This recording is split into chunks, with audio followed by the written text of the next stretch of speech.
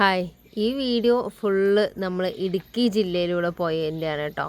സാധാരണ ഒരു long video വരുമ്പോൾ നമ്മൾ പല ജില്ലകൾ കവർ ചെയ്യാറുണ്ട്. പക്ഷേ ഇടുക്കി തന്നെ വലിയൊരു ജില്ലയായതുകൊണ്ട് നമ്മൾ ഈ വീഡിയോയിൽ ഫുള്ള് ഇടുക്കി ജില്ലയിലാട്ടോ. നമ്മളിവിടെ 3 സൈറ്റ് കവർ ചെയ്യാനാണ് പോകുന്നത്. അപ്പം ഞങ്ങൾ ആദ്യം പോയത് കാന്തല്ലൂരിലാണ്. ഈ ഇടുക്കി ജില്ലയിൽ നമ്മുടെ ഈ 3 പ്രൊജക്റ്റ് കവർ ചെയ്യാനായിട്ട് ഞങ്ങൾക്ക് 2 ഡേയും 2 നൈറ്റും എടുത്തു കേട്ടോ. ഇടുക്കി ജില്ല ഇത്ര വലുതാണെന്ന് ഇപ്പം ഞങ്ങളിങ്ങനെ ട്രാവൽ ചെയ്യുമ്പോഴാണ് ഞങ്ങൾക്ക് മനസ്സിലാവണത്. കാന്തല്ലൂർ ഇത്രയും ഭംഗിയുള്ളൊരു സ്ഥലമാണെന്ന് ഞാൻ ആദ്യം വിചാരിച്ചില്ല കേട്ടോ. ഇങ്ങനെ കാന്തല്ലൂർ പ്രൊജക്റ്റ് ഉണ്ടെന്ന് ഓരോരുത്തരോട് പറയുമ്പോൾ ഒരു അടിപൊളി സ്ഥലമാണെന്നൊക്കെ പറയലുണ്ടെങ്കിലും ഇവിടെ വന്നപ്പോഴാട്ടോ ഇതിൻ്റെ ഭംഗി മനസ്സിലായത്. ഞങ്ങൾ ഇത് രാവിലെ എടുത്ത വീഡിയോ ആണ്, പക്ഷേ ഞങ്ങൾ തലേ ദിവസം രാത്രിയാണ് കാന്തല്ലൂരിലെത്തിയത്. അപ്പോൾ ഞങ്ങൾ ഇവിടുന്ന് കോട്ടയത്ത് നിന്നാണ് കേട്ടോ കാന്തല്ലൂർക്ക് ഡയറക്റ്റ് പോവുകയാണ് ചെയ്തത്. ആ സമയത്ത് മഴയുണ്ടായിരുന്നു. മൊത്തത്തിൽ കാന്തല്ലൂർ എത്താതായപ്പോൾ എനിക്കിവിടെ ബുക്കിംഗ് എടുത്തത് തന്നെ അബദ്ധമായോ തോന്നിപ്പോയിരുന്നു. അങ്ങനെ പറയാൻ കാരണം എന്താണെന്ന് വെച്ചാൽ 1 മന്ത് മുന്നേ നമ്മുടെ ബുക്കിംഗ് ഇത് ഓൾറെഡി കഴിഞ്ഞതാണ്. സജി എന്ന് പറഞ്ഞൊരു ചേട്ടനാണ്, എറണാകുളത്താണ് ചേട്ടനുള്ളത്. ഇതാളുടെ മോളുടെ ആണ് കേട്ടോ ഈ റിസോർട്ട്. അപ്പോൾ സജിച്ചേട്ടനും വേണ്ടിയിട്ടൊരു പുതിയൊരു റിസോർട്ട് പണിയാനായിട്ടാണ് ഞങ്ങളവിടെ വന്നത്. സജിച്ചേട്ടൻ എന്നെ കുറച്ച് നാളായിട്ട് വിളിക്കുന്നുണ്ട്. പിന്നെ ഇടയിൽ ആളുടെ മദറിന് സുഖമില്ലാതായിട്ട് കുറച്ച് കോണ്ടാക്റ്റ് ഉണ്ടായിരുന്നില്ല. പിന്നെ ഇതേപോലെ എന്നെ വിളിച്ച് ബുക്ക് ചെയ്യായിരുന്നു. നമുക്കൊരു എമൗണ്ട് തന്ന് ബുക്കിംഗ് എടുത്തതാണ് ഞങ്ങൾ. പക്ഷേ സൈറ്റ് വിസിറ്റ് നമ്മൾ ആ സമയത്ത് ചെയ്തിട്ടുണ്ടായിരുന്നില്ല. പിന്നെ കുട്ടികൾ വെക്കേഷന് വരുന്ന സമയത്ത് അവരെയും കൂട്ടി പോകാമെന്നൊക്കെ ഞങ്ങൾ പ്ലാൻ ചെയ്തതാണ്. പക്ഷേ അന്ന് കുറേ ബിസി ആയിരുന്നു. ഇവിടെയും കുറേ പ്രൊജക്ട്സും അതേപോലെ കണ്ണൂരും കോഴിക്കോടൊക്കെ തുടങ്ങണതുകൊണ്ട് പിന്നെ നമുക്ക് അവരെയും കൊണ്ടും പോകാൻ പറ്റിയില്ല. അങ്ങനെ ഞങ്ങൾ എല്ലാവരും വീട്ടിലെ കൊണ്ടാക്കിയ ശേഷമാണ് കാന്തല്ലൂർക്ക് പോയത്. പക്ഷേ അവിടെ ചെന്നപ്പോൾ ആകെ സങ്കടം തോന്നി. കാരണം കുട്ടികളെയും കൊണ്ട് പോകാൻ പറ്റിയ അടിപൊളി പ്ലേസ് ആയിരുന്നു കാന്തല്ലൂർ. പിന്നെ സജിച്ചേട്ടനോടാണെങ്കിൽ ഞാൻ സജിച്ചേട്ടനെ ഇതുവരെയും കണ്ടിട്ടില്ല, ഫോണിലൂടെ സംസാരിച്ചിട്ടേ ഉള്ളൂ. ഞങ്ങളൊരു പ്രൊജക്റ്റും പോയി കണ്ടിട്ടില്ല. പക്ഷെ നമ്മുടെ വീഡിയോസ് എല്ലാം കണ്ട് നമ്മുടെ രീതിയിൽ തന്നെ ചെയ്യണം പറഞ്ഞിട്ട് ഞങ്ങൾക്ക് 2 ലക്ഷം രൂപ തന്നിട്ട് ബുക്ക് ചെയ്തതാണ്. അപ്പോൾ ഇപ്പോൾ ഞങ്ങൾ സൈറ്റിലോട്ട് വന്നതാണ്.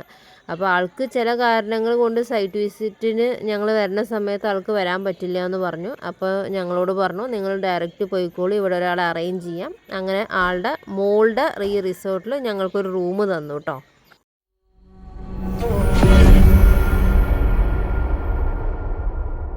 അങ്ങനെ ഞങ്ങൾ കാന്തല്ലൂർ സൈറ്റ് വിസിറ്റിന് പോണ വിശേഷങ്ങളാണല്ലോ ഇപ്പോൾ ഇതിൽ പറയണല്ലേ. അപ്പോൾ ഏറ്റവും കൂടുതൽ ഇത് ടൈമിങ് കൂടാണ്ടായ കാരണം എന്താ വെച്ചിട്ടുണ്ടെന്നുണ്ടെങ്കിൽ ഈ വൈബ് സ്ഥലം കാണുമ്പോൾ ഇരുന്ന് ഷൂട്ട് ചെയ്തെടുക്കും. പിന്നെ ഇതിനൊക്കെ എന്താണ് ഞങ്ങൾ ഇനി പറഞ്ഞുണ്ടാക്കേണ്ടതെന്നുള്ളത് ഇപ്പോൾ ഇരുന്നിട്ട് ആലോചിക്കണം. പിന്നെ ഈ വീഡിയോ ഞാൻ ഇത്രയും ഇടാൻ കാരണം എന്താ വെച്ചിട്ടുണ്ടെന്നുണ്ടെങ്കിൽ എനിക്ക് ഇത് കാണുമ്പോൾ ഉണ്ടല്ലോ, സത്യം പറഞ്ഞു കഴിഞ്ഞിട്ടുണ്ടെന്നുണ്ടെങ്കിൽ നല്ലൊരു ഡ്രൈവറല്ലാത്തതിൻ്റെ വളരെ വിഷമം ഇങ്ങനത്തെ സ്ഥലത്ത് കൂടെയൊക്കെ വണ്ടി ഡ്രൈവ് ചെയ്യുമ്പോഴാണ് ഞാൻ ശരിക്കും ഫീൽ ചെയ്യണത്. ഒന്നാമത്തെ കാര്യം, എനിക്കിത് ആസ്വദിക്കാൻ പറ്റില്ല. ആസ്വദിക്കണമെന്നുണ്ടെങ്കിൽ ഞാനിതേപോലെ വണ്ടി സൈഡാക്കി നിർത്തണം. അതായത് മനസ്സിന്, ഞാനിതിന് മുന്നേ പറഞ്ഞിട്ടുണ്ട്, എന്തൊക്കെ ഒരു ബുദ്ധിമുട്ടുണ്ടെന്നുണ്ടെങ്കിലും സത്യം പറഞ്ഞു കഴിഞ്ഞാൽ ഈ ഇടുക്കി കട്ടപ്പന ആ ഭാഗത്ത് കൂടി, ആ ഹൈ റേഞ്ച് കൂടി ഒരു ട്രിപ്പ് പോയാൽ ഒരുവിധം പ്രശ്നങ്ങളൊക്കെ തീരും. ഈ ഹസ്ബൻഡും വൈഫുമായിട്ടുള്ള ചെറിയ ചെറിയ കലഹങ്ങൾ അല്ലേ, അതേപോലെ വർക്കിൻ്റെ മുകളിലുണ്ടാവുന്ന പ്രഷർ എനിക്ക് തോന്നാറില്ല. ഇപ്പോൾ ഇങ്ങനത്തെ ഒരു സ്ഥലത്തേക്ക് നല്ലൊരു ഡ്രൈവ് പോയി കഴിഞ്ഞാൽ കണ്ണിന് കുളിർമയായിട്ടുള്ള ഒരുപാട് കാഴ്ചകൾ. ഞാൻ പറയുമ്പോൾ സന്തോഷ് ജോർജ് കുളങ്ങരയുടെ വലിയ ആരാധകനാണ്. അപ്പോൾ ആൾ സ്വിറ്റ്സർലാൻഡിലും അവിടെയും ഇവിടെയൊക്കെ പോയിട്ടില്ലേ നല്ല അടിപൊളി വീഡിയോസ് ഇടാറുണ്ട്. പക്ഷേ തേയിലത്തോട്ടാണ്, എന്നാൽ കൂടി കേരളത്തിൽ ഇത്രയും നല്ല മനോഹരമായ സ്ഥലം ഇപ്പോൾ നമുക്കിപ്പോൾ എറണാകുളം ടൗണിൽ കൂടി പോകുമ്പോൾ പ്രത്യേകിച്ച് എന്തെങ്കിലും തോന്നാറുണ്ടോ? കാരണം ഫുള്ള് ടൗണിൽ ട്രാഫിക് ആയിരിക്കും, അതേപോലെ കൺജസ്റ്റഡായ ഒരു ഫീലാണ് അവിടെ ഉള്ളത്. എനിക്കത് തോന്നാത്തതിൻ്റെ കാര്യം എന്താ വെച്ചിട്ടുണ്ടെങ്കിൽ ഞാൻ പറഞ്ഞ പോലെ 10-20 വർഷം പ്രവാസി ആയതുകൊണ്ട് ഏകദേശം 10 വർഷത്തോളം ദുബായിലും ഇപ്പോൾ ഈ ലാസ്റ്റ് ഒരു 10 വർഷം ഖത്തറിൽ വരുന്നു. അതായത് ഫിഫ വേൾഡ് കപ്പ് വരെ ഖത്തറിൽ ഈ കണ്ട ലോകരാജ്യങ്ങളിലൊക്കെ വന്ന അത്രയും വൈബായിരുന്നു അവിടെയൊക്കെ. അപ്പോൾ അങ്ങനെ ടൗണിൽ ഇപ്പോൾ ഇപ്പോൾ ഒരു നല്ലൊരു ഇതിൽ ഒരുവിധം ആൾക്കാരൊക്കെ ടൂർ പോകുമ്പോൾ ഏറ്റവും അധികം ആൾക്കാർ നമ്മളെ കേരളത്തിലുള്ള ഒരു ടൂർ പോകുന്ന സ്ഥലം എവിടെ അറിയാം എനിക്ക്? ദുബായ് അല്ലേ. ദുബായ് ഓരോ ദിവസം പോകുമ്പോഴും ഓരോ ഇതിലിങ്ങനെ അതിശയിപ്പിച്ചുകൊണ്ടിരിക്കുകയാണ് ആൾക്കാരെ. അപ്പോൾ ആ സ്ഥലത്ത് ഞാനൊരു 10 വർഷത്തോളം ജോലി ചെയ്തിട്ടുണ്ട്. അപ്പോൾ അങ്ങനത്തെ ഒരു സ്ഥലത്ത് നിന്ന് ഇപ്പോൾ നമുക്ക് എറണാകുളം ടൗൺ കാണുമ്പോൾ എനിക്ക് പ്രത്യേകിച്ച് ഒന്നും തോന്നാറില്ല. ഇപ്പോൾ പിള്ളേർ വരുമ്പോൾ അവർ നിർബന്ധപ്രകാരം ലുലു മാളിൽ പോയി കറങ്ങുക എന്നല്ലാണ്ട് സത്യം പറഞ്ഞാൽ ദുബായിൽ അവിടെ ഇവിടെയും പോയി കഴിഞ്ഞാൽ ലുലു മാളിലൊന്നും നമ്മൾ പോവാറേ ഇല്ല. കാരണം അവിടെയൊക്കെ അതിനും വലിയ മാളുകളുണ്ട്, എനിക്കറിയാമല്ലോ. അപ്പോൾ ഈയും പിള്ളേരൊക്കെ വരുമ്പോൾ അവരൊന്നും അവിടുത്തെ മാളുകളിൽ വരാറില്ല. പക്ഷേ ഇവിടെ വരുമ്പോൾ അവർക്ക് ഇവിടെ അതുണ്ടാവുകൊണ്ട് അവർക്ക് അവിടെ പോകാനൊരു ഇൻട്രസ്റ്റാണ്. ഞാൻ പറഞ്ഞു വന്നതെന്താ വെച്ചിട്ടുണ്ടെന്നുണ്ടെങ്കിൽ ആ ഒരു സ്ഥലത്തിൻ്റെ ഒരു വൈബ് എന്ന് പറഞ്ഞു കഴിഞ്ഞാൽ ഇപ്പോൾ നമുക്കിപ്പോൾ ഇത് എത്ര നിങ്ങൾക്ക് പറഞ്ഞു തരാൻ പറ്റും എന്നുള്ളത് അറിയില്ല. അങ്ങനെ ഞങ്ങൾ കോട്ടയത്ത് നിന്ന് പോകുമ്പോൾ മൂന്നാർ എത്തിട്ടോ. പിന്നെ അവിടെ പൊങ്കലാണല്ലോ, ഇപ്പോൾ പൊങ്കൽ കാരണം കൊണ്ട് നിറച്ച് കരിമ്പും കാര്യങ്ങളൊക്കെ ഉണ്ട്. അപ്പം അതിൻ്റെതായ ഒരു റഷ് ഉണ്ടായിരുന്നു. മൂന്നാറിന്ന് നമുക്ക് പോകാനുള്ള റോഡാണ് ഇങ്ങനെ കെട്ട് പണഞ്ഞ് കിടക്കണത് കാന്തല്ലൂർക്കുള്ളത്. പിന്നെ ഇങ്ങനത്തെ ഡ്രൈവ് ചെയ്യാൻ ഞാനൊരു നല്ല ഡ്രൈവറല്ല പറഞ്ഞത് ശരി, ഇങ്ങനത്തെ സ്ഥലത്തു കൂടെയൊക്കെ ഡ്രൈവ് ചെയ്യണമെങ്കിൽ കുറച്ച് എക്സ്പീരിയൻസ് വേണം. എത്ര എക്സ്പീരിയൻസ് ഉണ്ടായിട്ടും കാര്യമില്ല. നിങ്ങൾ ശ്രദ്ധിച്ചോന്നറിയില്ല, എൻ്റെ വണ്ടിയുടെ ബാക്ക് കണ്ടിട്ടുണ്ടെന്നുണ്ടെങ്കിൽ അറിയാം. നമ്മൾ നിർത്തിയിട്ട വണ്ടിക്ക് ബാക്കിൽ വന്നിട്ട് ഒരു അണ്ണൻ കൊണ്ടുവന്ന് നല്ലൊരു തട്ടി. പിന്നെ അണ്ണനൊരു പാവമായതുകൊണ്ട് ഞങ്ങൾ പിന്നെ അണ്ണനോട് ചായ കൊടുത്ത് പിരിച്ചു കൊടുത്തു. അല്ലാണ്ട് ഇപ്പം എന്താ ചെയ്യുക? അയാളൊരു 800 രൂപ ശമ്പളക്കാരൻ. അയാളോട് അയാൾ ഓണർ പറയണത് നീ അവർക്ക് നഷ്ടപരിഹാരം കൊടുത്തിട്ട് വണ്ടി വീട്ടിൽ കൊടുത്തിട്ട് നിന്റെ ബൈക്ക് എടുത്തിട്ട് പോയിക്കോന്നാണ് അയാൾ പറഞ്ഞത്. അയാൾ കരകിയായിരുന്നു, കണ്ണിന്ന് വെള്ളം വന്നു. കാരണം അയാൾക്കും സങ്കടമുണ്ട് ഇത്രയും നല്ല വണ്ടിക്ക് വന്ന് ഇടിച്ചതിന്. പക്ഷെ ഇടിച്ചതിന് ശേഷം പിന്നെ നമുക്കൊന്നും പറഞ്ഞിട്ട് കാര്യമില്ല. പിന്നെ അണ്ണൻ കുറച്ച് ചൂടാവുകയൊക്കെ ആണെങ്കിൽ നമുക്ക് തിരിച്ച് ചൂടാവായിരുന്നു. അണ്ണനൊരു പാവായിരുന്നു. അപ്പം ഞങ്ങൾ ചായ എല്ലാം കുടിച്ച് ഞങ്ങൾ ഷെയ്ക്കാൻ്റെ കൊടുത്ത് ഞങ്ങൾ പിരിഞ്ഞ്. അതൊരു ഇടി കേട്ടോ. ഇനി ഞാൻ ഈ മൂന്നാർ ഇങ്ങനെ പോകുമ്പോൾ നമ്മളെ ഇവിടെ എത്തുന്ന സമയത്ത് ജസ്റ്റ് ഒരു ഹോൾഡ് ചെയ്തില്ല, എന്താണ് പറയുക, ഈ പോണ പോക്കിന് മൊറയൂരെത്തുമ്പോൾ നല്ലൊരു ഇടി എൻ്റെ സൈഡിൽ കിട്ടേണ്ടതാണ്. അത് ഞാൻ പറഞ്ഞു തരാം.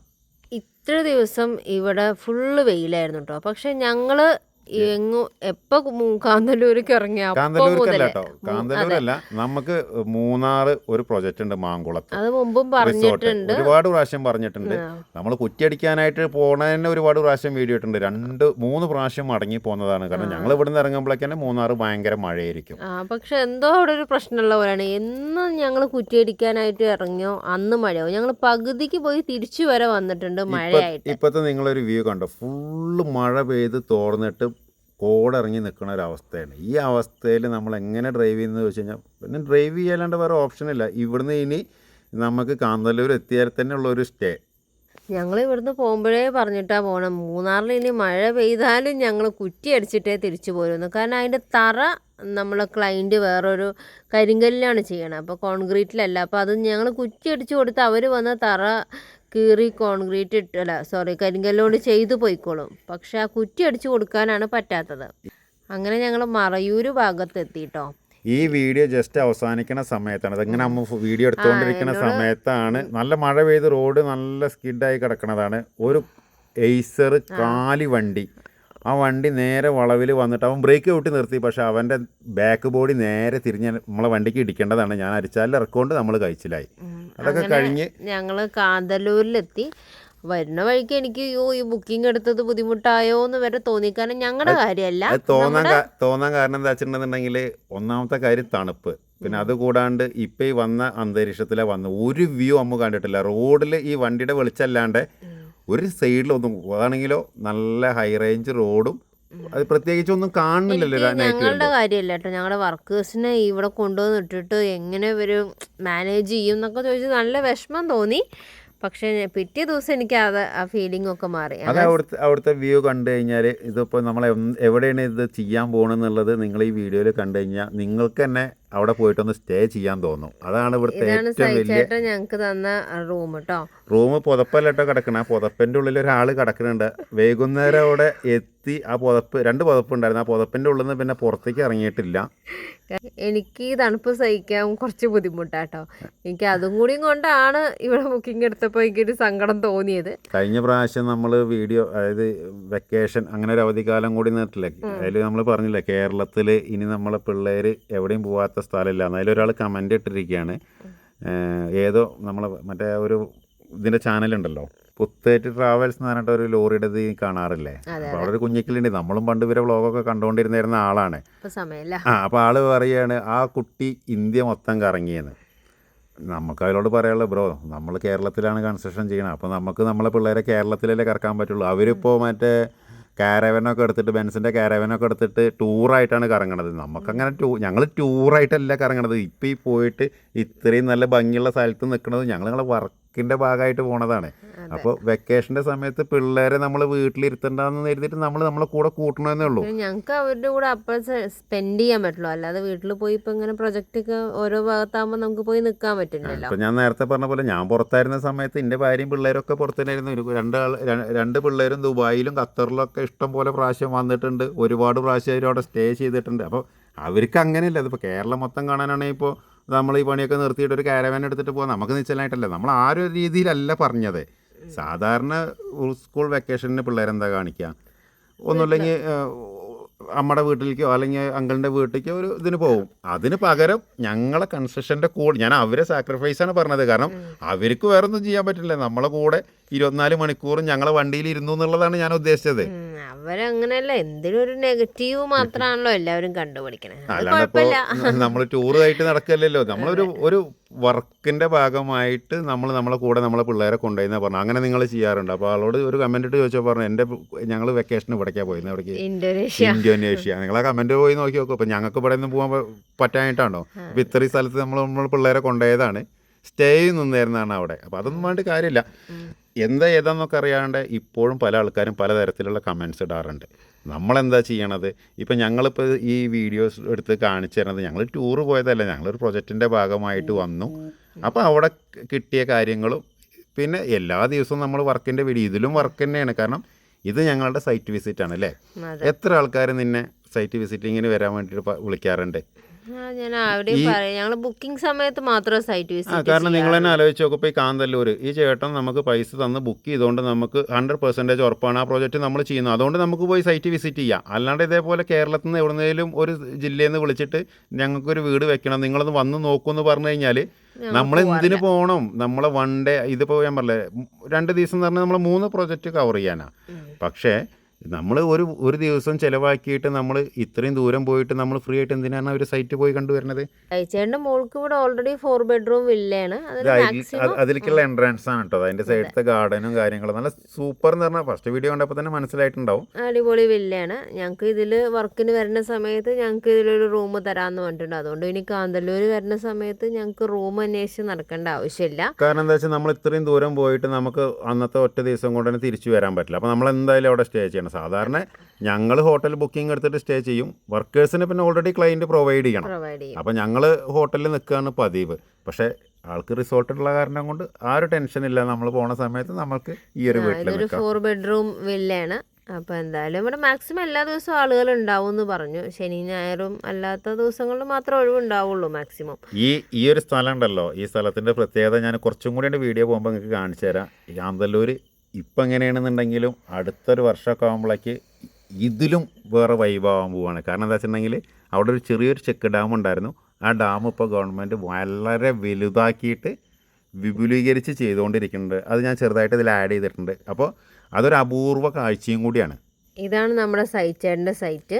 ഇപ്പോൾ ഇവിടെ 2 നിലയായിട്ട് കേട്ടോ. ഒരു ആൾക്ക് താമസിക്കാനൊരു വീടും പിന്നെ പുറത്ത് വേറെ റെൻറ്റിന് കൊടുക്കുന്നുണ്ടാവും. ആ രീതിക്കാണ് ഉദ്ദേശിക്കുന്നത്. ഒരു 700 ആയിട്ട് ടോട്ടൽ ഒരു 1400 സ്ക്വയർ ഫീറ്റിൻ്റെ ഒരു ഇതാണ് കേട്ടോ നമ്മൾ ചെയ്യാൻ പോണത്. സൈറ്റ് എന്നൊക്കെ പറഞ്ഞു കഴിഞ്ഞാൽ ഞാൻ ഈ വീഡിയോ എടുത്ത് തന്നെ നിങ്ങൾക്ക് ഇതിൻ്റെ ഒരു ആംബിയൻസ് കാണിച്ചു തരാൻ പറ്റും. സാധാരണ ഞങ്ങൾ പോണ എല്ലാ സൈറ്റ് വിസിറ്റിൻ്റെ ഒന്നും വീഡിയോ നമ്മളിതിൽ അപ്ലോഡ് ചെയ്യാറില്ല. അങ്ങനെയാണെന്നുണ്ടെങ്കിൽ മിനിമം ഒരു മാസത്തിലൊരു 4 എണ്ണം വെച്ചിട്ട് ഞങ്ങൾ ഇടണം. പക്ഷേ ഈ ഒരു പ്ലോട്ട് കണ്ടപ്പോൾ ഈ പറയുന്ന സൈച്ചേട്ടനോട് ഞാൻ ഇതുവരെ ഒരു വാക്ക് പോലും സംസാരിച്ചിട്ടില്ല കേട്ടോ. അതാണ് ഈ വീഡിയോ ഞാനിപ്പോൾ വോയിസ് ഓവർ കൊടുക്കുന്ന വരെ ഞാൻ ആളോട് ഇതുവരെ സംസാരിച്ചിട്ടില്ല.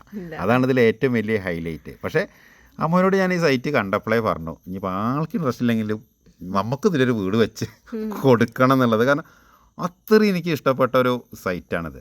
ജോഷി എന്ന് പറഞ്ഞൊരു ചേട്ടനാണ് കേട്ടോ ഇതൊക്കെ കെയർടേക്ക് ചെയ്യണത്. അപ്പോൾ ആളുടെ നമ്പറാണ് തന്നിരുന്നത്. ആൾ വന്നിട്ടാണ് ഞങ്ങളെ സൈറ്റെല്ലാം കാണിച്ചത്. ആൾ എന്തായാലും അടിപൊളിയായിട്ട് തന്നെ ഈ സൈറ്റും അതേപോലെ ഇവിടെയുള്ള ഫ്രൂട്ട്സും കാര്യങ്ങളൊക്കെ ഒരുപാടുണ്ട്. അത് ഞാൻ പറയാൻ നിൽക്കുന്നത് കാണുന്ന ആൾക്കാർ വിചാരിക്കും ഇവിടെ ഇപ്പം എന്താ കെയർടേക്കർ ഒരു ആവശ്യമെന്ന്. അത് നിങ്ങളതിൻ്റെ മുകളിലത്തെ ഈ ഒരു സ്ഥലം കണ്ടു കഴിഞ്ഞാൽ മനസ്സിലാവും. ഇപ്പം തന്നെ അവിടെ ആപ്പിൾ നിൽക്കുന്നുണ്ട് അല്ലേ?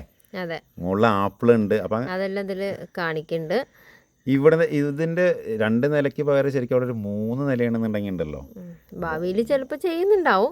അതായത് നിങ്ങൾ ഈ കാണുന്ന നേരെ ഫ്രണ്ടിൽ, ഈ ഫ്രണ്ടിലാണ് ആ ഡാം, ഇപ്പോൾ പുതിയ ഡാം വന്നുകൊണ്ടിരിക്കുന്നത്. ഏകദേശം വെള്ളം നിറയുകയാണെന്നുണ്ടെങ്കിൽ ഈ വീടിൽ നിന്ന് നോക്കിക്കഴിഞ്ഞാൽ അതിൻ്റെ ഫ്രണ്ട് വരെ വെള്ളം നിറയാനുള്ള സാധ്യത ഉണ്ട്. ഇവിടെ സ്ട്രോബെറിയും ആപ്പിളും അതേപോലെ ഒരുപാട് തരം ഫ്രൂട്ട്സുകളുണ്ട് കേട്ടോ. അതിൻ്റെ ഒന്നും പേരുകൾ എനിക്കറിയില്ല. അപ്പം അതുപോലെ ഫ്ലവേഴ്സ് ഒരുപാട് ഈ ചേട്ടൻ വെച്ച് പിടിപ്പിച്ചിട്ടുണ്ട്. ചെയ്യണത് നല്ല പ്രൊഫഷണൽ ആയിട്ട് നീറ്റ് ആൻഡ് ക്ലീൻ. അപ്പോൾ തന്നെ നമുക്കൊരു കെയർ ടേക്കർ എത്രത്തോളം ഇതുണ്ടെന്ന്, കാരണം ഇതിൻ്റെ ഒന്നും ക്ലൈൻറ്റ് അവിടെ ഇല്ലാത്തതാണ് അല്ലേ. അതെ, എപ്പോഴെങ്കിലൊക്കെ വന്നാലായി, അത്രേ ഉള്ളൂ. അപ്പോൾ അതൊക്കെ കെയർ ടേക്കർമാർക്ക് നല്ല ആത്മാർത്ഥം ഉണ്ടെന്നുണ്ടെങ്കിലേ ഉള്ളൂ ഈ ഒരു ഫിനിഷിങ്ങിൽ കാര്യങ്ങൾ നോക്കി നടത്താൻ പറ്റുക. പിന്നെ എല്ലാവർക്കും ഓരോരുത്തരെ വിശ്വാസമല്ലേ. ഇപ്പോൾ നമ്മളെ ഞാൻ പറഞ്ഞില്ലേ, ഇന്നത്തെ ദിവസം വരെ സംസാരിക്കാണ്ട് ഞങ്ങൾക്ക് വർക്ക് ഏൽപ്പിക്കണം, എന്നോ എമൗണ്ട് തരണു, നമ്മളെ സൗകര്യത്തിന് പോയിട്ട് സൈറ്റ് നോക്കണു. അപ്പോൾ ഇതെന്നൊക്കെ പറഞ്ഞു കഴിഞ്ഞാൽ വിശ്വാസമാണ്. അതേപോലെ വിശ്വസിക്കൊണ്ടാവും ഇപ്പോൾ ആളൊക്കെ ട്രാക്കർ ഇത്രയും നല്ല സൂപ്പറായിട്ടൊന്ന് നോക്കണം. അതെ, നന്നായി ചെയ്തിട്ടുണ്ട്. അതേപോലെ തന്നെ നമ്മുടെ ആ റിസോർട്ട് നോക്കുന്നത് ഒരു ചേച്ചിയാണ്. ആ ചേച്ചി അതേപോലെ തന്നെ കേട്ടോ, നല്ല ചേച്ചിയാണ് കേട്ടോ. ഞങ്ങൾക്ക് ഫുഡും കാര്യങ്ങളൊക്കെ രാവിലെ സാധാരണ ചേച്ചിയുടെ വീട്ടിൽ ബ്രേക്ക്ഫാസ്റ്റ് ഇല്ല, പക്ഷെ ഞങ്ങൾ ചെന്നതുകൊണ്ട് ഞങ്ങൾക്ക് രാവിലെ ബ്രേക്ക്ഫാസ്റ്റ് ഒക്കെ വീട്ടിൽ നിന്ന് ഉണ്ടാക്കി തന്നു. നൈറ്റ് ഞങ്ങൾക്ക് ഫുഡ് കൊണ്ടുവന്ന് തന്നു. കാരണം നൈറ്റ് സാധാരണ ഞങ്ങൾ പുറത്ത് ഹോട്ടലിൽ പോയി കഴിക്കാറാ പതിവ്. പിന്നെ നിങ്ങൾ കണ്ടില്ല ആ പുതപ്പിന്റെ അടിയിൽ ചുരുണ്ട് കിടക്കണത്, അതിൻ്റെ ഉള്ളിൽ നിന്ന് നീക്കില്ല എന്ന് ഉറപ്പായിരുന്നു. ഫുഡേ വേണ്ടെന്നുള്ളതായിരുന്നു. നല്ലപോലെ 2 ആപ്പിൾ ഉണ്ടായി നിൽക്കുന്നുണ്ട് കേട്ടോ. അതേതായാലും നമ്മൾ വർക്ക് തുടങ്ങുന്ന സമയത്ത് വിൽക്കാനൊന്നും കിട്ടില്ല, നമ്മൾ തന്നെ പറിച്ച് കഴിക്കും, കഴിച്ചോളൂ. അത് എന്തായാലും അടിപൊളി സൈറ്റ് ആയിരുന്നു അത്. ഇതിൽ ഒരു ഞങ്ങളെ റിസോർട്ട് ഉണ്ടാക്കിയിട്ട് ഞങ്ങളെ വീട് കാണണം എന്നുള്ള ആഗ്രഹമുള്ള ആൾക്കാർക്ക് മറ്റേ ഇതിലൊക്കെ പറയാറില്ലേ, ഓഫർ ഉണ്ടെന്ന് പറയല്ലേ, നമുക്ക് കമൻറ്റ് ചെയ്ത് കഴിഞ്ഞാൽ നമ്മൾ സൈച്ചേട്ടനോട് വിളിച്ച് പറയും. അപ്പോൾ നിങ്ങൾക്ക് ഡിസ്കൗണ്ട് കിട്ടും. ഏത് ഈ ലേന കൺസെഷൻ്റെ ഫോളോവർക്ക് അവർക്ക് ഒരു ഇത് കൊടുക്കാൻ പറയാം അല്ലേ, നമ്മളോട് പറഞ്ഞിട്ട് ബുക്ക് ചെയ്യുന്ന ആൾക്കാർക്ക് റിസോർട്ടിന് വേണമെങ്കിൽ ഇളവ്. ഇതാണ് മനോട്ടൻ കുറച്ച് മുന്നേ പറഞ്ഞ ഡാം കേട്ടോ. ഈ ഡാം ഇത്രയും ക്ലിയർ ആയിട്ട് എടുക്കാൻ ഉള്ള കാരണം എന്താ അറിയോ, സൈച്ചേട്ടൻ നമ്മളെ ബുക്ക് ചെയ്തതിൻ്റെ ഏറ്റവും മെയിൻ കാരണം എനിക്ക് ഇതാണെന്നാണ് തോന്നണത്. കാരണം ആളുടെ സൈറ്റിൻ്റെ നേരെ ഫ്രണ്ടിൽ കെട്ടിയിരിക്കുന്നത് കോൺക്രീറ്റ് വാളാണ്. നോക്കി നോക്കൂ. അതായത് അവിടെ ഉള്ള ആൾക്കാർ ഡാമൊക്കെ കെട്ടുമ്പോഴാണ് കോൺക്രീറ്റിൻ്റെ ചുമര് ശരിക്കും കാണുക. പിന്നെ സൈച്ചേട്ടൻ പിന്നെ എറണാകുളത്താവുകൊണ്ട് ഒരുവിധം എല്ലാ ഇതൊക്കെ കോൺക്രീറ്റിലാണല്ലോ ചെയ്തുകൊണ്ടിരിക്കുന്നത്.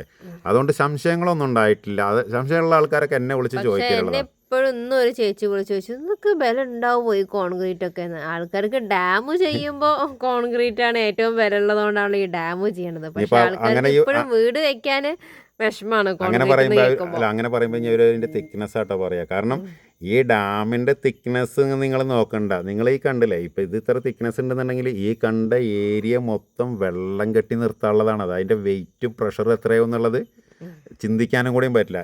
ഇതാണ് ഞാൻ നേരത്തെ പറഞ്ഞ ഒരു അപൂർവ കാഴ്ച.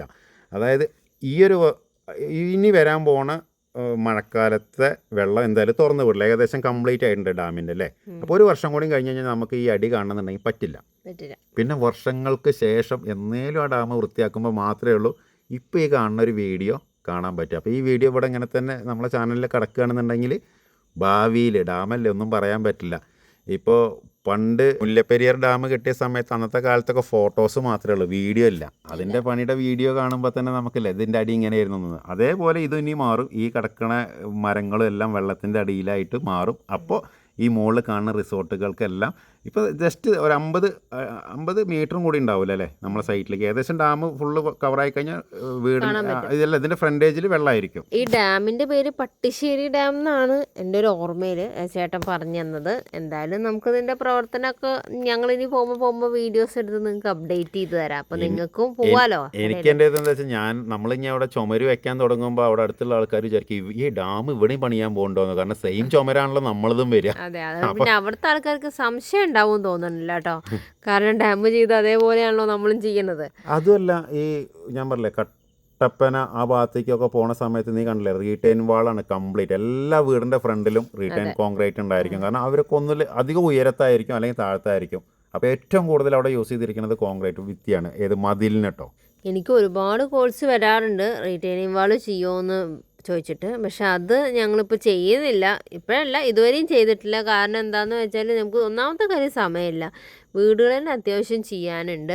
അപ്പോൾ ചിലവർക്ക് ദേഷ്യം വരും, ഓവർ വലിയ ഇതാണല്ലോ അവർക്ക് എന്തുകൊണ്ട് മതിൽ ചെയ്തുകൂടാന്ന് വെച്ചിട്ട്. ഞാനൊരു കാര്യം പറയട്ടെ, മതിൽ ചെയ്യാൻ ഇപ്പോൾ യൂട്യൂബിൽ അടിച്ച് റീറ്റെയിൻ വാളിൽ അടിച്ചു കഴിഞ്ഞാൽ ഇഷ്ടം പോലെ കോൺടാക്ട്സ് കിട്ടും ഇല്ലേ. അപ്പോൾ അങ്ങനെ നിങ്ങൾ യൂട്യൂബിൽ അടിച്ചിട്ട് ഇതേപോലെ കോൺക്രീറ്റ് ചുമര് വെക്കണത് അല്ലെങ്കിൽ വീട് വെക്കണത് ഇപ്പോൾ നമ്മളറിയില്ല, നമ്മൾ മാത്രമേ ഉള്ളൂ ഇങ്ങനെ നമ്പറും കാര്യങ്ങളും ഒക്കെ അല്ല വീഡിയോസ് എല്ലാം ഇട്ടിട്ട് പരസ്യമായിട്ട് ചെയ്യണത്.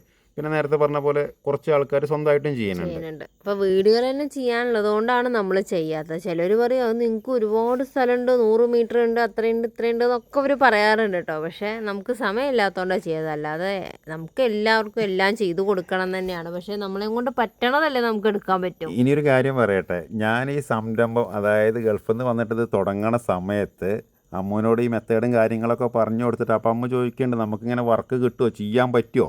അന്ന് ഞാൻ അമ്മൂനെ പറഞ്ഞ് സമാധാനിപ്പിച്ച് എന്താ വെച്ചിട്ടുണ്ടെങ്കിൽ അമ്മൂനോട് ഞാനിങ്ങനെ പറഞ്ഞു കൊടുക്കും, എടി നീ എത്ര ബിൽഡിങ്ങുകൾ കാണുന്നുണ്ട്, അതായത് പില്ലറിൽ ചെയ്ത ഒരുപാട് ബിൽഡിങ് നീ റോഡ് സൈഡിൽ കാണുന്നില്ലേ, ഇനി നമുക്ക് വർക്ക് കിട്ടില്ല എന്നുണ്ടെങ്കിൽ നീ പേടിക്കേണ്ടത്, ഞാൻ അവിടെ പോയിട്ട് അവരെ കൺവിൻസ് ചെയ്തിട്ട്, അതായത് ബ്രിക്സിൽ കെട്ടേണ്ടത് നമുക്ക് ഇതേപോലെ, അത് ഇപ്പോൾ നമ്മൾ അതിനാണ് ഒരുപാട് ആൾക്കാർ വിളിക്കണേ, അല്ലെങ്കിൽ മതിലിൻ്റെ വർക്ക് എടുക്കാമെന്നൊക്കെ ഞാൻ അന്ന് പറഞ്ഞിരുന്നു. നമുക്ക് ഓർമ്മയുണ്ടത്?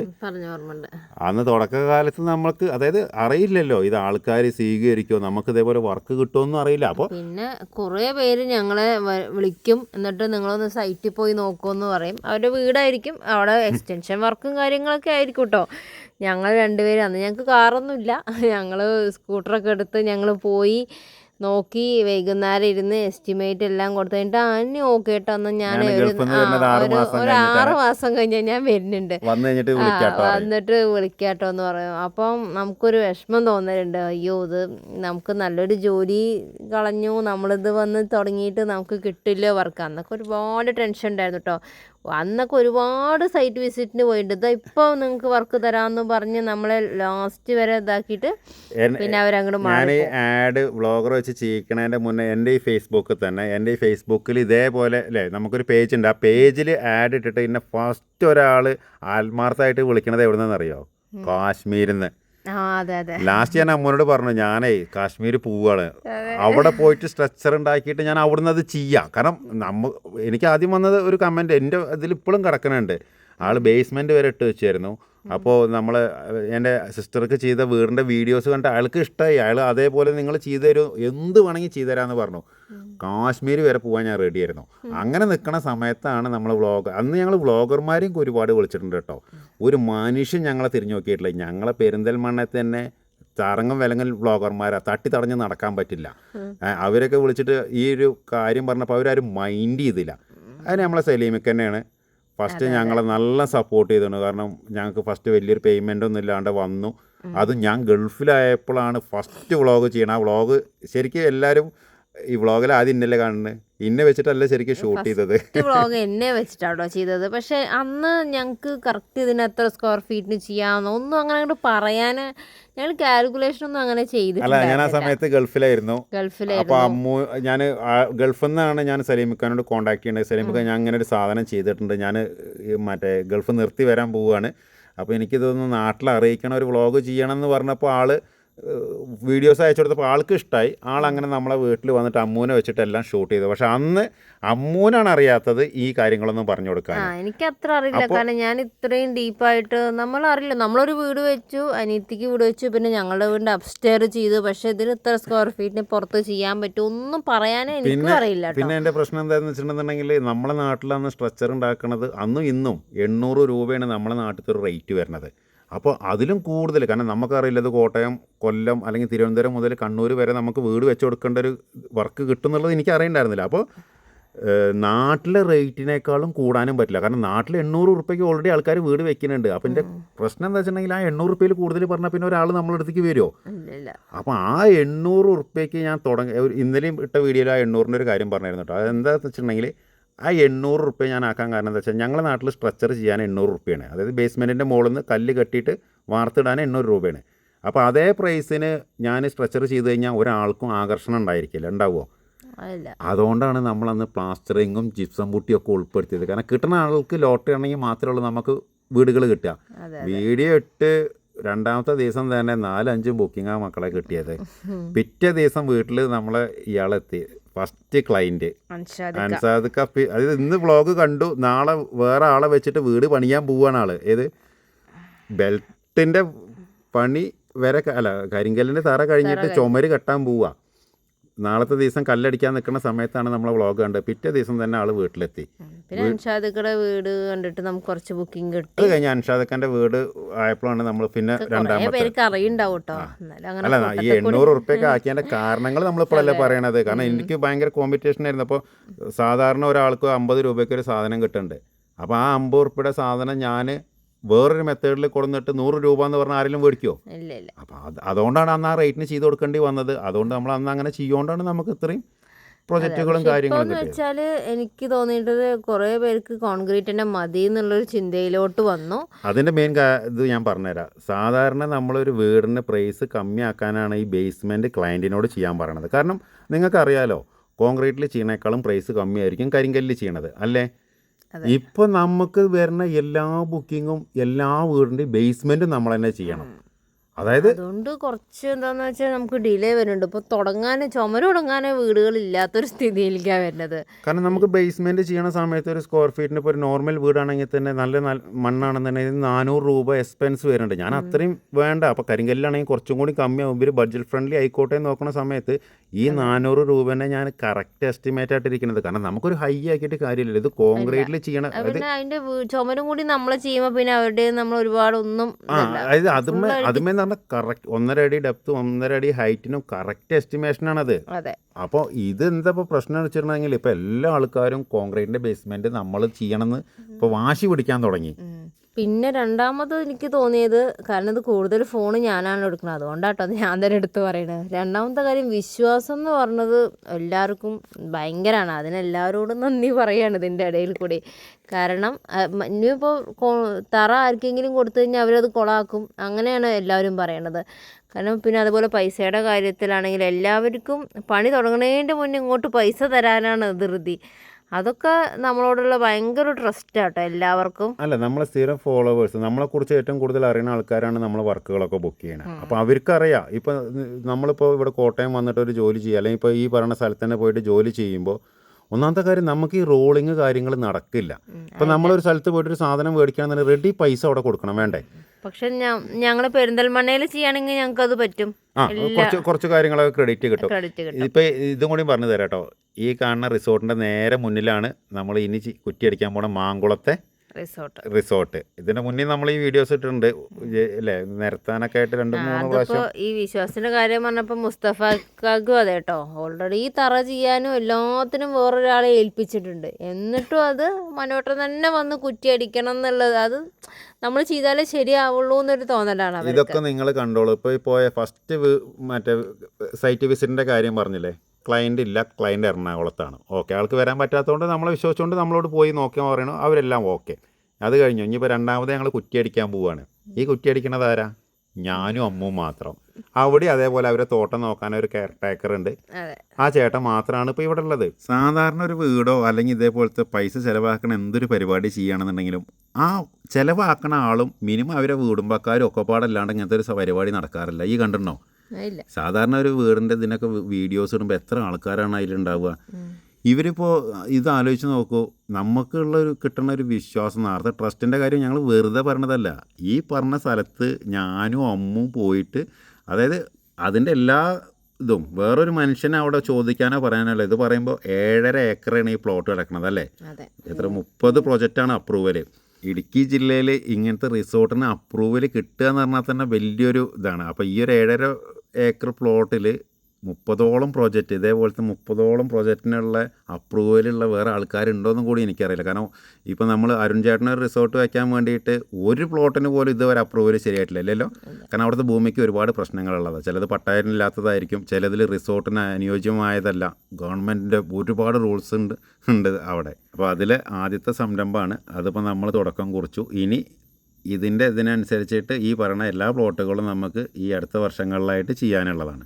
പിന്നെ ഇന്നത്തെ ഒരു പ്രത്യേകത എന്താ വെച്ചിട്ടുണ്ടെന്നുണ്ടെങ്കിൽ, ഒരു ചീത്ത പോലും കേൾക്കാണ്ട് കുറ്റിയടിച്ച ഒരു ദിവസമാണ്. അതായത് അമ്മു സാധാരണ എല്ലാ കുറ്റിയടിക്കും അത്യാവശ്യം ചീത്ത കേൾക്കാറ്. അങ്ങനെ ചീത്തയായിട്ട് പറയണതല്ല, പണ്ടത്തെ ആൾക്കാർക്കൊക്കെ പറഞ്ഞാൽ മനസ്സിലായിട്ടുണ്ടാവും. അതായത് നമുക്ക് അറിയണൊരു കാര്യം വേറൊരാൾ, അറിയാത്തൊരാൾ സിമ്പിളായിട്ടുള്ള കാര്യം കേട്ടോ, അത് കറക്റ്റായിട്ട് ചെയ്യാണ്ടിരിക്കുമ്പോൾ ഷൗട്ട് ചെയ്യണതാണ്. അതിന് ചീത്താന്ന് പറയും.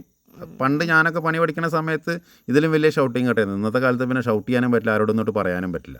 നമ്മുടെ കമ്പനിയിൽ ഒരു 10-40 സ്റ്റാഫുകളുണ്ട് കേട്ടോ. അതിൽ ഏറ്റവും കൂടുതൽ ചീത്ത കേൾക്കുന്ന സ്റ്റാഫ് എന്ന് പറയുന്നത് ഞാനാണ്. ബാക്കി ആരെന്ത് മിസ്റ്റേക്ക് ചെയ്താലും അതും എനിക്കാണ് ചീത്ത കേൾക്കുക. ഞാൻ ചെയ്യണ മിസ്റ്റേക്കിനും എനിക്ക് കേൾക്കും. മൊത്തത്തിൽ ഏറ്റവും കൂടുതൽ ചീത്ത കേൾക്കുന്ന സ്റ്റാഫ് ഞാനാണ് കേട്ടോ. അങ്ങനത്തെ ഒരു സ്റ്റാഫിനെ എൻ്റെ കമ്പനിയിൽ കിട്ടുകൊണ്ടാണ് ഈ സംരംഭം ഇപ്പോഴും പൊളിയാണ്ട് കൊണ്ടു നടക്കുന്നത്. അറിയോ, ഇപ്പോൾ നിൻ്റെ സ്ഥാനത്ത് എനിക്കിപ്പോൾ ഒരു സ്റ്റാഫാണ് വിചാരിച്ചോ, ഇപ്പോൾ എൻ്റെ അതേപോലെ ഇപ്പോൾ ഒരു പെൺകുട്ടീനെ കൊണ്ടു നടക്കണമെങ്കിൽ ഈയും ഞാനും എന്നും അടിച്ച് പിരിഞ്ഞിട്ടുണ്ടാവും. അതന്നെ ഒരു മെയിൻ കാരണമാണ്, ഒന്നാമത്തെ കാര്യം. പിന്നെ എൻ്റെ സ്ഥാനത്ത് വേറൊരു പെൺകുട്ടി ഓഫീസിൽ വന്ന് ജോലി ചെയ്യുകയാണെന്നുണ്ടെങ്കിൽ അവളെ ചീത്ത പറയാൻ പറ്റില്ല. ചീത്ത പറഞ്ഞിട്ടുണ്ടെങ്കിൽ അത് വേറെ ഇതായി. ഇനിയിപ്പോൾ നീ ഇല്ലാന്നുണ്ടെന്നുണ്ടെങ്കിൽ ഞാൻ എൻ്റെ വർക്ക് പ്രഷർ എൻ്റെ ഇത് വരുന്ന സമയത്ത് ബാക്കിയുള്ള പണിക്കാരെ മേത്തേക്കാവും അത് തീർക്കുക. അപ്പോൾ അവർക്ക് എന്നോട് ദേഷ്യമായി. ഇപ്പം എന്താ, അവരും ഹാപ്പി, എല്ലാവരും ഹാപ്പി. അതൊക്കെ പിന്നെ ഭാര്യയും ഭർത്താക്കന്മാരും ആകുമ്പോൾ പിന്നെ അങ്ങോട്ടും ഇങ്ങോട്ടും പറഞ്ഞു കഴിഞ്ഞാലും ഒരു കുഴപ്പമില്ല. അതൊക്കെ വൈകുന്നേരം ആകുമ്പോഴേക്ക് എന്തൊക്കെ പറഞ്ഞു കഴിഞ്ഞാലും വൈകുന്നേരം വീട്ടിൽ വന്ന് വണ്ടി നിർത്തുന്നവരല്ലേ ഉള്ളൂ. അത് നിർത്തിക്കഴിഞ്ഞാൽ പ്രശ്നം സോൾവ് ആവും ചെയ്തു. പിന്നെ ഈ പകൽ മൊത്തം ചീത്തറിഞ്ഞ് നടക്കുകൊണ്ടെങ്കിൽ പ്രത്യേകിച്ചിട്ട് വൈകുന്നേരം വീട്ടിൽ വന്നിട്ട് സാധാരണ വീട്ടിലുള്ള പെണ്ണുങ്ങളെ ബുദ്ധിമുട്ടെന്താ വെച്ചാൽ ഭർത്താവ് ജോലിയൊക്കെ കഴിഞ്ഞ് വന്ന് അല്ലെങ്കിൽ ഭാര്യയും ജോലി കഴിഞ്ഞ് വന്നിട്ടാണല്ലോ വൈകുന്നേരം വീട്ടിലൊരു കലഹം ഉണ്ടാവുക. ഞങ്ങൾക്ക് പിന്നെ അതിനുള്ള ഗ്യാപ്പില്ല, കാരണം രണ്ടാളും ടയേർഡായിട്ടാണ് വരുന്നത്. ഈ കറക്കൊക്കെ കഴിഞ്ഞ് വന്നു കഴിഞ്ഞിട്ടുണ്ടെന്നുണ്ടെങ്കിൽ പിന്നെ പ്രത്യേകിച്ച് ഒരു ചീത്ത പറയേണ്ട ആവശ്യം വരുന്നില്ല. ഞാൻ രാവിലെ മുതൽ വൈകുന്നേരം വരെ എന്താ പറയാനുള്ളതൊക്കെ പറഞ്ഞ് കഴിഞ്ഞിട്ടുണ്ടായിരിക്കും. ഞാൻ ഈ സംരംഭം തുടങ്ങിയതിൻ്റെ ഏറ്റവും വലിയ വിജയം അത് തന്നെയാണ്. കാരണം നമ്മളൊരാൾ കോണ്ടാക്ട് ചെയ്യുമ്പോൾ ഇത് സാധാരണ ഈ കൺസ്ട്രക്ഷൻ ഫീൽഡിൽ ഏറ്റവും കൂടുതൽ നിങ്ങൾ നോക്കി നോക്കൂ, പറ്റിക്കൽപ്പെടലാണ് അല്ലേ. ആൾക്കാർ പറ്റിക്കൽ ആ ഒരു വർത്താനമല്ലോ, ആ കോൺട്രാക്ടർ പറ്റിച്ചു പോയി, ഈ കോൺട്രാക്ടർ പറ്റിച്ചു പോയി. പിന്നെ ഒരുപാട് ആൾക്കാർക്ക് വിളിക്കുമ്പോൾ ഇപ്പോൾ വീഡിയോ കാണുന്ന ആൾക്കാരാണല്ലോ നമ്മളെ വിളിക്കണത്. അവർക്കറിയാം ഞങ്ങൾ ഹസ്ബൻഡും വൈഫുമാണ്, ഞങ്ങൾ ട്രാവലിങ് ഞങ്ങൾ ചെയ്തുകൊണ്ടിരിക്കണത് 24 മണിക്കൂറും ഞങ്ങളൊപ്പമാണ്. അങ്ങനത്തെയൊക്കെ ഇത് നമുക്ക് നല്ലൊരു അഡ്വാൻറ്റേജ് ആയിട്ട് കിട്ടാറുണ്ട് അല്ലേ. അതായത് ഒരു വീട്ടിൽ പോയി കഴിഞ്ഞിട്ടുണ്ടെന്നുണ്ടെങ്കിൽ അവരെ ഫാമിലീൻ്റെ കൂടെ നമ്മളെ എല്ലാവരും കൂട്ടാറുണ്ട്. നേരെ മറിച്ച് നീയില്ലാണ്ട് ഞാൻ ഒറ്റയ്ക്കൊരു കോൺട്രാക്ടറാണ് പോകണമെന്ന് വെച്ചാൽ ചിലപ്പോൾ ഈ ഒരു കണക്ഷൻ ഉണ്ടായിരിക്കില്ല, അതുണ്ടാവില്ല. അതിപ്പോൾ നമ്മളെ വീട്ടിലാണെങ്കിലും ഒരാൾ ഒറ്റയ്ക്ക് വരുന്നതും അവർ ഫാമിലി ആയിട്ട് വരുമ്പോൾ അതിൻ്റെതായ ഡിഫറൻസ് നമുക്കില്ലേ. പിന്നെ നിങ്ങൾ തന്നെ ആലോചിച്ച് നോക്കും, ഇപ്പോൾ എന്നെ പോലെ ഇപ്പോൾ ഇത് തുടങ്ങാൻ ഇഷ്ടം പോലെ ആൾക്കാർക്ക് താല്പര്യം ഉണ്ടെങ്കിൽ തന്നെ ഇതേപോലെ ആത്മാർത്ഥമായിട്ടൊരു വൈഫിനെ കൂട്ടിക്കഴിഞ്ഞാൽ മാത്രമേ ഉള്ളൂ നിങ്ങൾക്ക് ഇത് വിജയിപ്പിച്ചെടുക്കാൻ പറ്റുക. അതിൻ്റെ കാരണം എന്താ വെച്ചാൽ 8 ജില്ലകളിൽ ഇപ്പോൾ വർക്ക് നടന്നുകൊണ്ടിരിക്കുന്നുണ്ട്. 8 സൈറ്റിലെ സൂപ്പർവൈസർമാർ നമ്മളെ വിളിക്കും. അതേപോലെ ഈ പ്രൊജക്റ്റിൻ്റെ ക്ലയൻറ്റ് വിളിക്കും, കമ്മിറ്റായി കിടക്കുന്ന ആൾക്കാർ വിളിക്കും. സത്യം പറഞ്ഞാൽ ഈ ഫോണുകളൊന്നും ഞാൻ അറ്റൻഡ് ചെയ്യാറില്ല. ഞാൻ ആകെ വർക്കേഴ്സ്, അതായത് നമ്മളെ സൂപ്പർവൈസർമാർ വിളിക്കണതും പിന്നെ എല്ലാ സൈറ്റത്തെ നമ്മളെ ഗ്രൂപ്പിൻ്റെ വീഡിയോസും മാത്രമേ ഉള്ളൂ ഞാൻ നോക്കാറ്. കൂടുതലായിട്ട് വർക്കിൻ്റെ കാര്യങ്ങൾ എനിക്ക് സൈറ്റിൽ അത് ഇത് ചോദിക്കണമെന്നൊന്നും ഞാൻ ഇടപെടാറില്ല.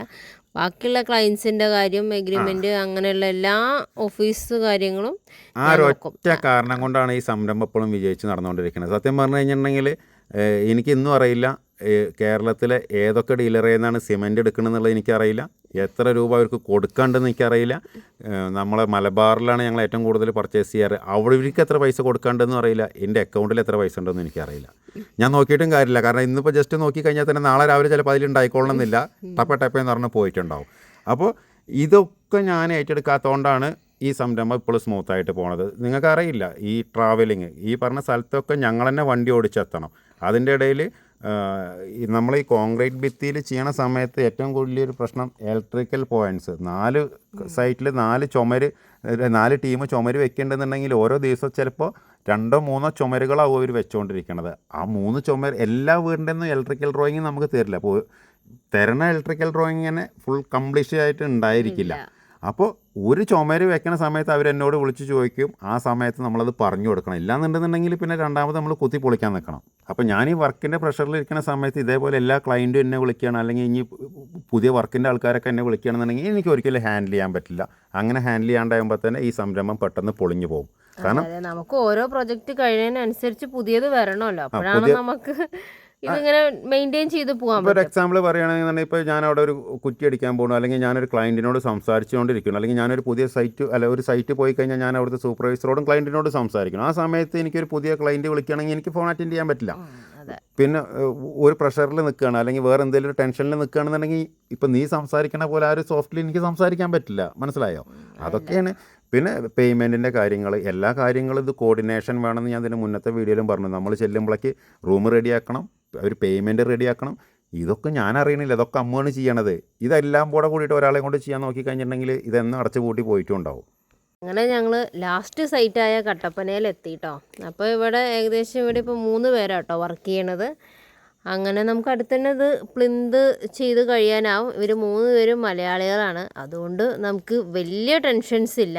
കാരണം എന്താ വെച്ചാൽ ബേസ്മെന്റിന്റെ വർക്ക് എടുക്കുമ്പോൾ അല്ലാന്നുണ്ടെങ്കിൽ അതിന്റെ മുന്നത്തെ വീഡിയോയിലും പറഞ്ഞിട്ടുണ്ട് ഞാൻ അവിടെ പോയി നിൽക്കണം എന്നുള്ളത്. അപ്പം നമ്മളെ പിള്ളേരാവുകൊണ്ട് കമ്മ്യൂണിക്കേഷൻ വളരെ ഈസിയാണ്. പിന്നെ ഇവർക്ക് ഓൾറെഡി സ്കില്ലുള്ള ആൾക്കാരായതുകൊണ്ട് നമുക്ക് പ്രത്യേകിച്ച് ഒന്നും പറഞ്ഞു കൊടുക്കേണ്ട ആവശ്യമില്ല. ഡ്രോയിങ് എല്ലാം നോക്കി കറക്റ്റായിട്ട് ഇത്, കാരണം ഇതിന് മുന്നേ ഇവരിത് ചെയ്തിട്ടുണ്ട്. അപ്പോൾ ഈസിയാണ് അവർക്ക്. അതുകൊണ്ട് എനിക്ക് ടെൻഷൻ വളരെ കമ്മിയാണ്. വളരെ കുറവായിരുന്നു കട്ടപ്പന. ഇല്ലാന്നുണ്ടെങ്കിൽ കട്ടപ്പനയ്ക്ക് നമുക്ക് ഇടയ്ക്കിടയ്ക്ക് എത്തണം, പിന്നെ ഇവർക്ക് ഇത് പറഞ്ഞു കൊടുക്കണം, ഒരു സൂപ്പർവൈസർ അവിടെ വെക്കേണ്ടി വരും. അപ്പോൾ ഇവർ നല്ല പിള്ളേരാട്ടോ. അപ്പോൾ നമുക്ക് ഇവർ ഇടയിൽ വന്നത് ഏറ്റവും നല്ല കാര്യമായി. ഇങ്ങനെയൊക്കെയാണ് ഞങ്ങൾ ഈ സംരംഭം വലിയ കുഴപ്പമില്ലാണ്ട് കൊണ്ടു നടക്കുന്നത്. അപ്പോൾ ആരെങ്കിലും ഇനി തുടങ്ങാൻ ഉദ്ദേശിക്കുന്നുണ്ടെന്നുണ്ടെങ്കിൽ ഇതേപോലെ സ്വന്തം ഭാര്യനെ കൂട്ടുക. സ്റ്റാഫിനെ വെച്ച് കഴിഞ്ഞിട്ടുണ്ടെന്നുണ്ടെങ്കിൽ ആദ്യം ഭാര്യ തെറ്റിപ്പോവും. പിന്നെ ഭാര്യനെ നല്ലൊരു തുണക്കാരനാക്കാൻ നോക്കിക്കഴിഞ്ഞാൽ, അതായത് നമ്മൾ പറയില്ലേ ബെസ്റ്റി എന്നൊക്കെ പറയില്ല, അതേപോലെ ഒരു ബെസ്റ്റി ആക്കാൻ ഭാര്യനെ ആക്കാൻ പറ്റുന്നവന് ഏറ്റവും നല്ല ലൈഫ് കിട്ടുന്നതാണ് എൻ്റെ ഒരു അഭിപ്രായം.